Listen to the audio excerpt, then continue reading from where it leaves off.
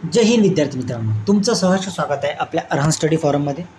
विद्यार्थी मित्रांनो, बॉम्बे हायकोर्टमध्ये ज्या विद्यार्थ्यांनी फॉर्म भरले होते क्लर्कसाठी, त्या विद्यार्थ्यांचं 10 ऑगस्टला जी आहे ती एक्झाम होणार आहे। त्या अनुषंगाने नोटीस आलेली आहे। तुम्हाला मी नोटीस जी आहे ती शॉर्टमध्ये सांगण्याचा प्रयत्न करतो। जे विद्यार्थी आहेत त्यांची जी एक्झाम आहे ती मुंबई, ठाणे, पुणे किंवा छत्रपती संभाजीनगर, लातूर, त्यानंतर नांदेड, अहमदनगर, जळगाव, अमरावती, यवतमाळ आणि नागपूर अशा सेंटर किंवा अशा रिजन वाईज जे आहे ते त्यांचे एक्झाम जी आहे ती शेड्यूल केलेली आहे 10 ऑगस्ट 2025 रोजी। ज्या अनुषंगाने तुम्हाला सांगितलं होतं की ऑगस्टमध्ये तुमची एक्झाम जी आहे ती फिक्स आहे, म्हणजे आहे त्या अनुषंगाने तुमची ऑगस्टमध्येच एक्झाम होणार आहे। 27,090 विद्यार्थी जे आहेत ते परीक्षेला पात्र आहेत।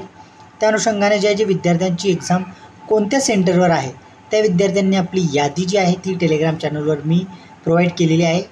त्यानंतर तुम्ही जे तुमचं जे सीट नंबर असेल किंवा हॉल तिकीट असेल ते पब्लिश केलं जाईल किंवा will be publish on official website. त्यानंतर ज्या विद्यार्थ्यांचं मुंबईमध्ये असणार आहे त्यांनी आपलं चेक करून घ्यायचं आहे। 10 ऑगस्टला तुम्हाला जायचं आहे, त्या अनुषंगाने तुम्हाला तिथं जे आहे एक्झामला हजर राहायचं आहे। आता भरपूर विद्यार्थ्यांचं मुंबईला आहे, काही विद्यार्थ्यांचं यवतमाळ, काही विद्यार्थ्यांचं अहमदनगर, काही विद्यार्थ्यांचं जे आहे ते छत्रपती संभाजीनगर, अशा विविध सेंटरवर जे आहेत ते विद्यार्थ्यांची एक्झाम जे आहेत ते शेड्यूल करण्यात आलेले आहेत। आता मी तुम्हाला जे दाखवत आहे विद्यार्थ्यांनो, त्या अनुषंगाने आता भरपूर विद्यार्थी आहेत। 27,000 एकाच दिवशी तुमची एक्झाम होणार आहे।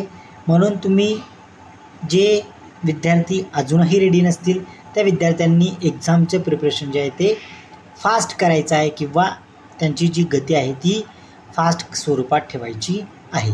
अशाच पद्धतीच्या अपडेट्स आपल्याला येणाऱ्या ज्या पदभरतीमध्ये काय आवश्यक गोष्टी असणार आहेत त्या आपल्या चॅनलवर इझिली अवेलेबल होतील। त्यासाठी तुम्ही चॅनलला सबस्क्राईब करून घ्यायचं आहे, जेणेकरून तुम्हाला अशाच पद्धतीचे अपडेट्स आहेत ते तुम्हाला वेळोवेळी मिळत जातील।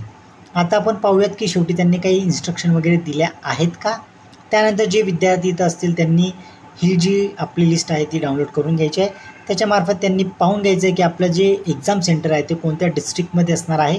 त्या अनुषंगाने त्यांनी प्रिपरेशन किंवा त्यांचं माइंडसेट असेल किंवा त्यांना कसं जायचं ते त्यांनी व्यवस्थित ठरवायचं आहे। चला विद्यार्थ्यांना, आता मी तुमची रजा घेतो। जय हिंद।